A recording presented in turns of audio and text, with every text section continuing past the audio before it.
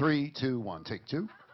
Our next comedian is an ABC News correspondent based here in the Washington Bureau, where he files stories for the network and ABC affiliates.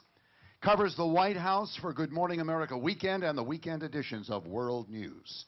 This award-winning journalist has reported from more than 40 countries and spent 1 year on the ground reporting on the war in Iraq. Please welcome John Hendren, ABC News.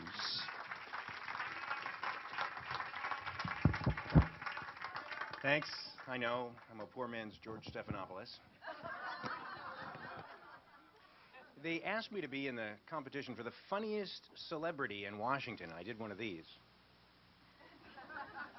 Funniest celebrity. And I thought about it. Will Durst, funny, celebrity. Austin Goolsbee, reigning champion, funny, name. Rick Larson, God bless you, but I mean, politicians and journalists, we are to celebrity what Bristol Palin is to dancing. Or stars, for that matter. I mean, be honest, how many of you here before tonight had ever heard of me? All right, somebody I haven't bought a drink for. Sir, somebody I haven't slept with tonight. So people often come up to me, and I've got that familiar look, and they say, "Don't I know you?" And I say, "Well, I am a television correspondent." And they generally say something like, no, your kid goes to school with my kid." And then I just feel like an asshole. So I went from the LA Times to NPR to ABC, from newspapers to radio to television, one step ahead of the Grim Reaper. And it's tough out there. I mean, no matter where you work in media, everybody's laying people off. ABC just cut a quarter of its staff.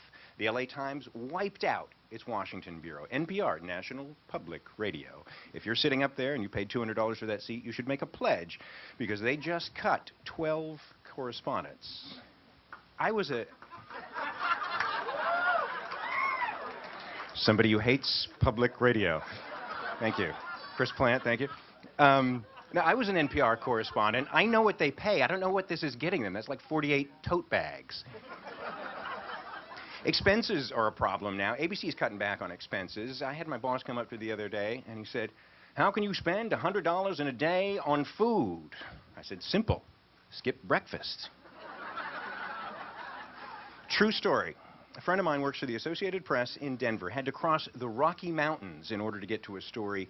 Police made him buy snow chains. He comes back, he files expenses, $100 for snow chains. He gets a note back, rejected, with a note that says, "The Associated Press does not pay for snow chains." Like it's a hooker.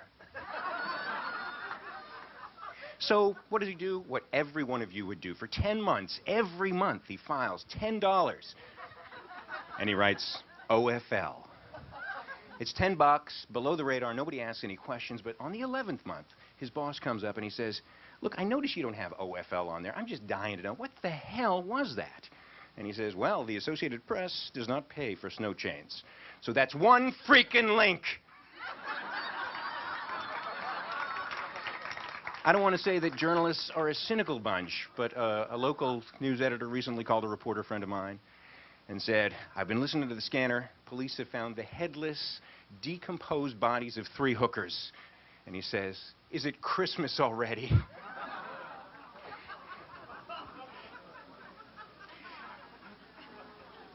Oh, I'm sorry. Are the hookers here? Anyway, you have to travel a lot in my job, which has been mentioned many times before. Now should entitle you, after the TSA search, to dinner and a cigarette. A lot of people are saying these searches, the pat-downs and the full-body scans, are intrusive. I don't know, intrusive? I worked in the Pentagon. Intrusive is having a plane land on your freaking head, okay? We got military guys over there. Anybody work in the Pentagon? That shit's not funny. Intrusive is going to Baghdad, where going to a Waffle Hut entitles you... 1 minute already? I'm getting the hook. We're going to a kebab hut, let's call it, entitles you to a full-body cavity search. I mean, they search your genitals individually.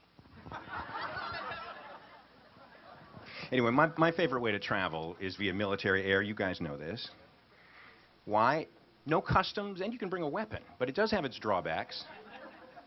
I was on a flight a military flight that stopped in Honolulu, and the new crew comes on in. They're refueling. The Marine next to me says, "Oh, no." I said, "What's the problem?" He says, "The crew, they've all got ukuleles." I look, and in fact, every single member of the crew, including the pilot, has a ukulele strapped to his back. But this is eccentric, but it doesn't bother me. I said, "What's the problem?" And he says, "A ukulele is not a thing one buys when sober.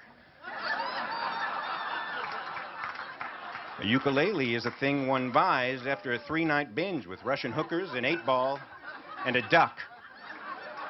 And just then, from the captain's cabin, I heard a quack. And over the loudspeaker, it said, "Wheels up." And that's when I regretted not bringing spare underwear. That's my time. Thank you. Good Hey, night. thank you. Good news. John Hendren, ladies and gentlemen, you're in the running. You're in the running. More headless hooker jokes, John, if you can. Which reminds me of why they didn't have the first Christmas in Baltimore. You want to know why? Because they couldn't find 3 wise men and a virgin.